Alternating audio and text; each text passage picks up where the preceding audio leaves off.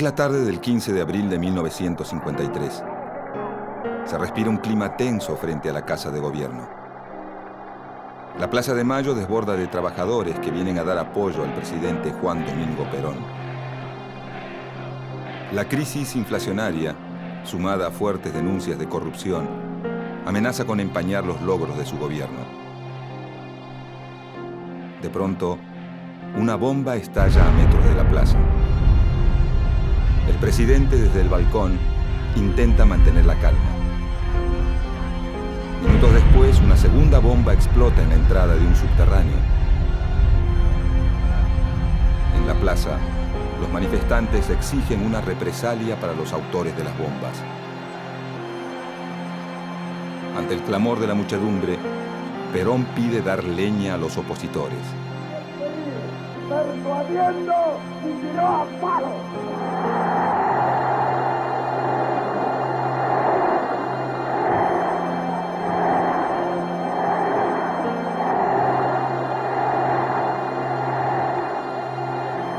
Una vez finalizado el acto, varias columnas de militantes justicialistas recorren las calles en dirección a los principales locales de la oposición.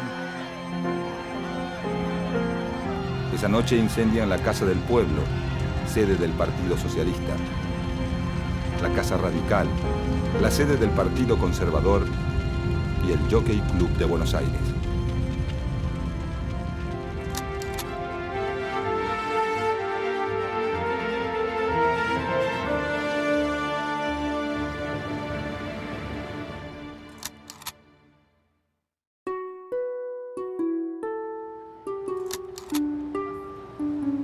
Para principios de 1946, la República Argentina se encuentra en pleno clima de elecciones presidenciales. La realidad política del país muestra a un electorado polarizado. Bajo la denominación de Unión Democrática, se agrupan los partidos políticos tradicionales como la Unión Cívica Radical, el Partido Demócrata Progresista, el Partido Socialista, los conservadores y el Partido Comunista. Los candidatos de la Unión Democrática, representados por la fórmula presidencial Tamborini-Mosca, buscan alinearse con las potencias vencedoras en la Segunda Guerra Mundial, presentándose ante la sociedad como los representantes de la democracia y el sistema liberal. La Unión Democrática trata de mostrar al gobierno militar de Edelmiro Julián Farrell y a la política de su candidato oficial, Juan Domingo Perón, como una versión local del fascismo europeo. Por el otro lado, el Frente Electoral del Coronel Perón está representado por un partido integrado por dirigentes de los principales sindicatos que busca representar políticamente al sector obrero industrial, el Partido Laborista, y también por un desprendimiento del radicalismo, en desacuerdo con la política de la Unión Democrática, la UCR Junta Renovadora, y algunas fracciones de otros partidos que se suman en varias provincias. Este frente electoral persigue una política que promueva el desarrollo industrial y la instauración de un estado de bienestar, continuando la línea política nacionalista impulsada por el coronel Perón en sus épocas de secretario de Trabajo y Previsión del gobierno militar. Fuera del sistema de partidos, la candidatura de Juan Domingo Perón recibe la adhesión de dos sectores muy fuertes en la política de esos años. Por un lado, las Fuerzas Armadas y en especial el Ejército, cuya fracción nacionalista decide apoyar desde un principio la política social del candidato de gobierno. Y por otro lado, la Iglesia Católica, cuya relación con Perón comienza con la Revolución del año 43, cuando el gobierno militar de ese entonces, del que Perón forma parte, implanta la educación religiosa obligatoria en las escuelas. Además, la adopción por parte de Perón de varios postulados de la doctrina social de la Iglesia hace que su relación con sectores del clero sea desde un principio bastante fluida. En las elecciones presidenciales del 24 de febrero de 1946, la fórmula presidencial Juan Domingo Perón Hortensio Quijano, con un 52% de los votos, derrota a la de la Unión Democrática. De esta manera, la coalición política del coronel Perón obtiene una amplia mayoría en el Senado y el 70% de las bancas en la Cámara de Diputados, dejando muy poco espacio para la oposición. A partir de este momento, comienza en Argentina una fuerte etapa de confrontaciones y antinomias, que dividen políticamente al país en dos grupos, a primera vista irreconciliables. Una vez instalado en la presidencia, Juan Domingo Perón comienza a dar forma a su programa de gobierno, basado en la idea de construir una alianza de clases, es decir, un acuerdo entre el capital y el trabajo, garantizado por el poder del Estado. Para llevar a cabo este programa, Perón busca el apoyo de los sectores más afines a él. El sector obrero industrial, organizado políticamente mediante los sindicatos, y el sector empresario vinculado a la industria liviana, que basa su desarrollo en el mercado interno. La floreciente situación económica de la que goza el país en 1946 hace que el plan de Perón empiece a dar frutos rápidamente. En poco tiempo, la participación del salario de los trabajadores en el ingreso nacional pasa del 44% que tenía en 1943 a más del 53% llegado 1948. Para 1949, el salario real crece en un 62% con respecto a las cifras de 1945, permitiendo que los sectores de menores recursos aumenten el consumo de bienes y servicios relacionados con el bienestar. Los sindicatos, que para ese momento ya habían quintuplicado sus índices de afiliación, comienzan a expandir los servicios a sus asociados, construyendo sus propios policlínicos, hoteles y colonias de vacaciones, mientras que el Estado garantiza el acceso a la salud, la vivienda y el sistema previsional de los sectores más carenciados.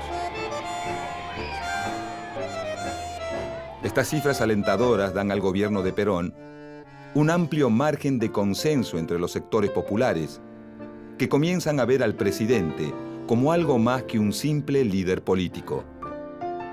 A todo esto, su esposa, María Eva Duarte de Perón, impulsa una medida que la hace sumamente popular.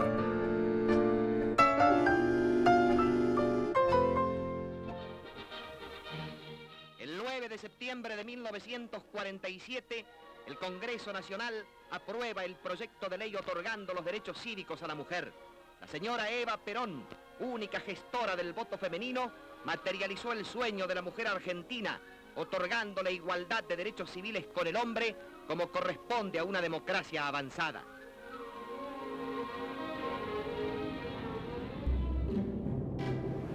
Paralelamente a su labor de gobierno, Perón va construyendo un conjunto de principios políticos y doctrinarios tendientes a fortalecer su figura y a prolongar la permanencia de su partido en el gobierno. Una síntesis de estos principios doctrinarios son las llamadas tres banderas del peronismo: soberanía política, independencia económica y justicia social. Enarbolando estas tres banderas, en 1949, el gobierno de Juan Domingo Perón se lanza a una audaz maniobra política.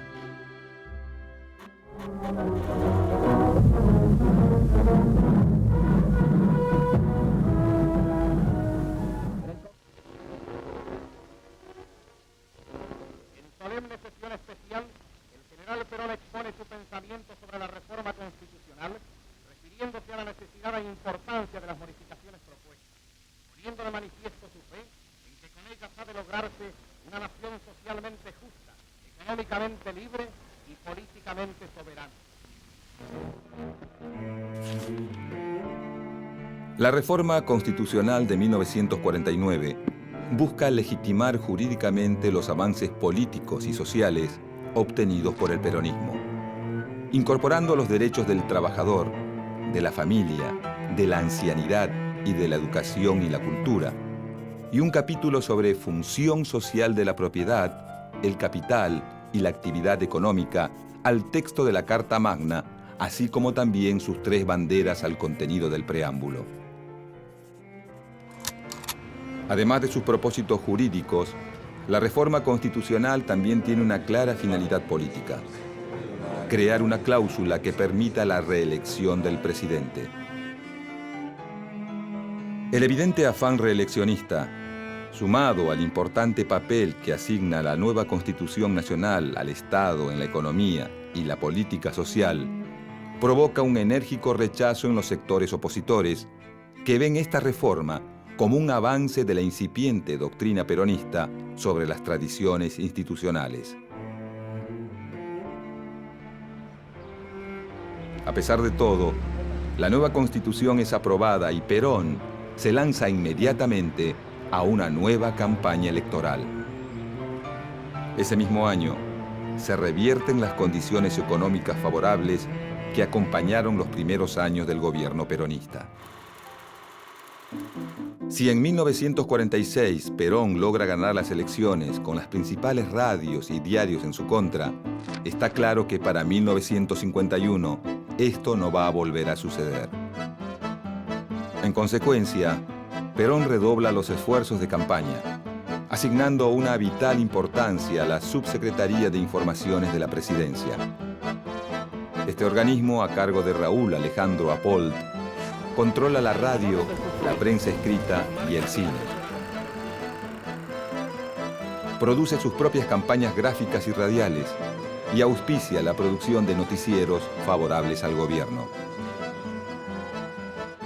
Paralelamente, la Subsecretaría de Apold busca recortar los medios de propaganda con los que cuenta la oposición, llegando a expropiar el diario La Prensa, un fuerte órgano opositor.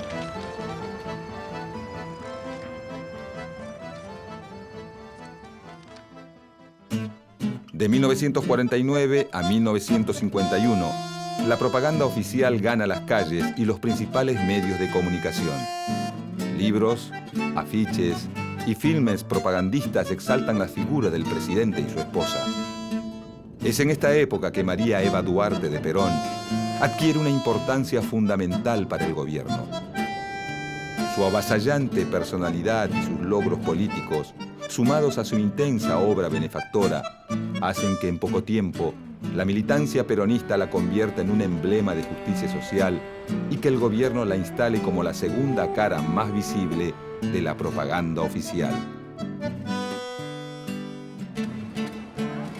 Para 1950, la campaña electoral avanza en medio de una incipiente crisis económica, que trae consigo los primeros brotes de inflación y una importante caída en las exportaciones.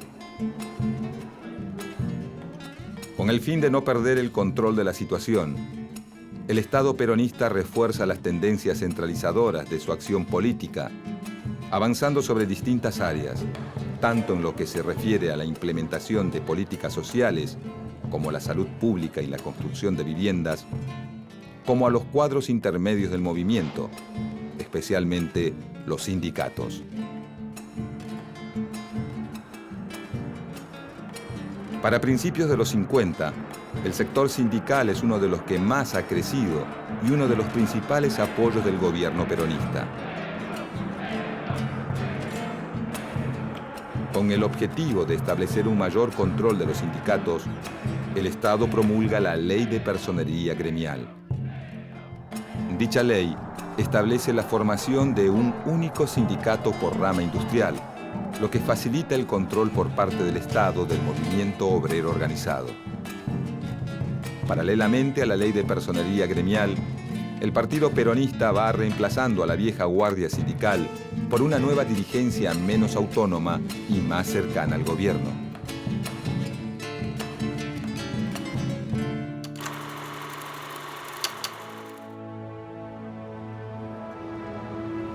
Con la llegada de las elecciones de 1951, los partidos de la oposición vuelven a reagruparse como en los tiempos de la Unión Democrática. Entretanto, una figura surgida de las mismas filas del gobierno comienza a ganar cada vez más peso político.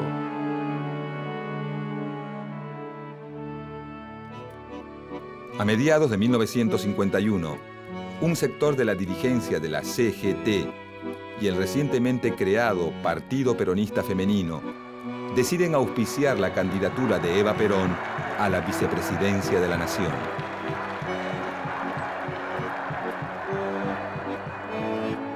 Esta noticia no hace más que avivar los ánimos de la oposición, principalmente entre los oficiales del ejército, que ven en Eva a una figura política mucho más intransigente que el mismo Perón.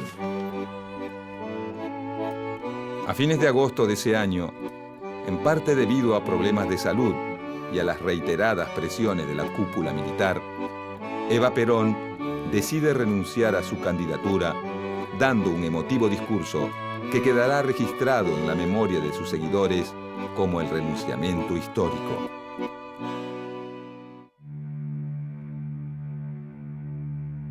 La renuncia de Eva Perón no logra calmar del todo el malestar del ejército, y un mes más tarde, un levantamiento militar liderado por el general Benjamín Menéndez intenta dar un golpe de Estado.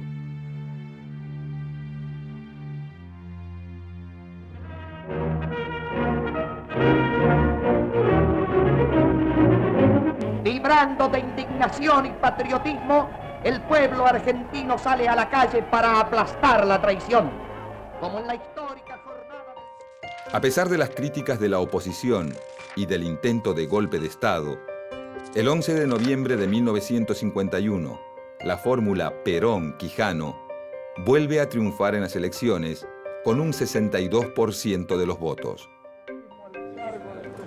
El 4 de junio de 1952, en medio de la crisis económica y de un clima político cada vez más áspero, Perón asume su segundo mandato.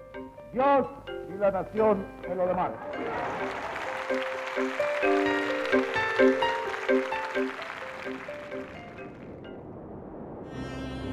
Un mes y medio más tarde, el 26 de julio, Eva Perón muere víctima de un cáncer.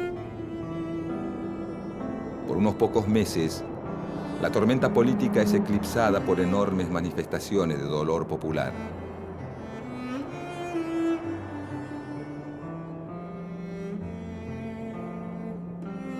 La ausencia física de la figura más convocante del gobierno comienza a ser suplida por un culto a su memoria. Pero para el gobierno de Perón, ya nada va a volver a ser igual. Llegado 1953, lo peor de la crisis económica parece estar llegando a su fin, aunque la crisis política no para de fermentar. Durante los primeros días del año, sale a la luz un escándalo de corrupción que involucra a una persona del entorno íntimo del presidente, Juan Ramón Duarte. Hermano mayor de Eva, cuñado y secretario privado del general Perón, Juan Duarte es acusado por la oposición de usar sus contactos políticos para hacer negocios sucios a expensas del Estado. El escándalo termina de estallar finalmente el 9 de abril, cuando Juan Duarte es hallado muerto en su departamento luego de supuestamente haberse suicidado. El 15 de abril de 1953, apenas 6 días después del suicidio de Juan Duarte, la CGT organiza una manifestación en Plaza de Mayo en apoyo a un Perón cada vez más asediado por las denuncias de corrupción formuladas contra miembros de su gobierno. En el transcurso del acto, 2 bombas estallan en medio de la manifestación, causando muertos y varios heridos entre la multitud. Esa misma noche, grupos de militantes peronistas actúan en represalia a las bombas, incendiando los principales locales de la oposición, como la Casa Radical, la Casa del Pueblo, la sede del Partido Conservador y el edificio del Jockey Club. En los días posteriores a la quema del Jockey Club, el conflicto entre Perón y la oposición se agudiza. El gobierno endurece su política de persecución y censura y varios líderes opositores son encarcelados. Dentro y fuera de los calabozos, comienzan a correr rumores de apremios ilegales y torturas que desprestigian aún más la imagen del régimen. Para descomprimir la situación, a fines de ese año, el Congreso decide dictar una amnistía. Cerca de 4.000 presos políticos son liberados. Pero lejos de lograr una conciliación, los adversarios de Perón se aprestan a presentar batalla. Para 1954, la exaltación de la doctrina justicialista adquiere ribetes exacerbados. El culto a la figura de Evita y la progresiva peronización de los contenidos escolares comienzan a irritar a amplios sectores de la sociedad y se abre un nuevo frente de conflicto para el gobierno de Perón. Durante los años de su segundo mandato, la relación de Perón con la Iglesia ya no es tan cordial como en el primer gobierno. La exaltación casi religiosa de la figura de Eva Perón y su proclamación pública como jefa espiritual de la nación comienzan a generar inquietud entre los sectores más conservadores del episcopado, quienes rápidamente se suman a los reclamos de la oposición. La respuesta de Perón es intensificar la crisis. En pocos meses el gobierno suprime la enseñanza religiosa obligatoria, promulga la ley de divorcio vincular y propone una reforma de la Constitución para separar a la Iglesia del Estado.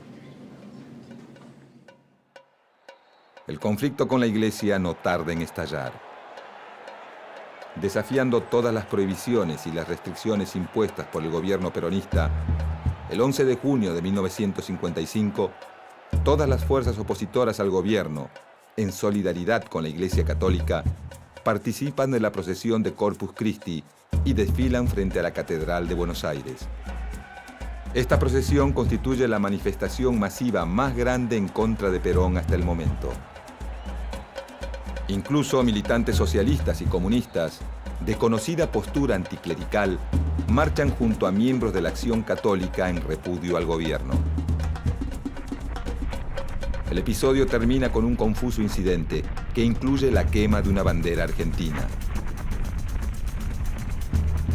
Este hecho es utilizado por el gobierno para desacreditar a los asistentes de la marcha y para minimizar sus efectos políticos.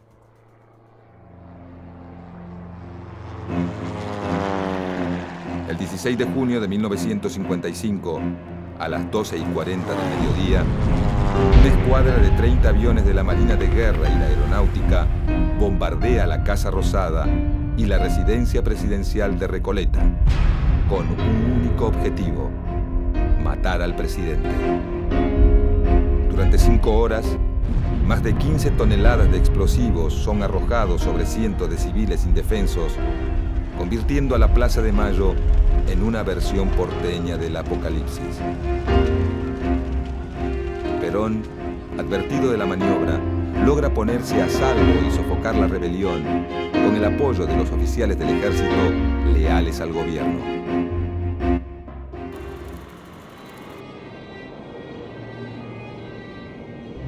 Al final de la jornada, el bombardeo a Plaza de Mayo deja un saldo de más de 300 muertos y el doble de heridos.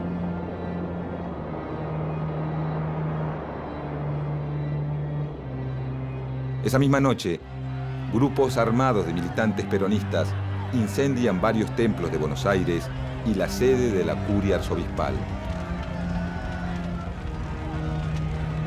Para ese momento, la relación de Perón con sus opositores ya no tiene vuelta atrás. Pocos días después del bombardeo de Plaza de Mayo, el presidente anuncia el final de la revolución peronista y propone a sus opositores la pacificación. Pero estos, lejos de acceder a una tregua, deciden aumentar la presión. El 31 de agosto, Perón pone su renuncia a disposición de la CGT y sus organismos partidarios, lo que genera una masiva reacción de sus seguidores que inmediatamente se concentran en Plaza de Mayo. Frente a la multitud, Perón retira su renuncia y decide poner fin a la tregua, pronunciando un provocativo discurso donde proclama: Y cuando uno de los nuestros caiga, caerán 5 de los ellos. Esta renovada actitud de beligerancia de Perón termina por aunar la opinión de las Fuerzas Armadas. El 16 de septiembre, desde la Escuela de Artillería de Córdoba, el general Eduardo Lonardi inicia un alzamiento militar a gran escala que incluye la ocupación militar de los principales centros urbanos y el despliegue de la Marina de Guerra en las costas del Río de la Plata. Luego de 4 días lluviosos de bombardeos, tiros y resistencia, el 20 de septiembre de 1955, a las 2 de la madrugada, el presidente Juan Domingo Perón decide abandonar el gobierno y refugiarse en una cañonera paraguaya. De esta manera, se impone un nuevo gobierno militar en Argentina, poniendo fin a 9 años de gobierno peronista.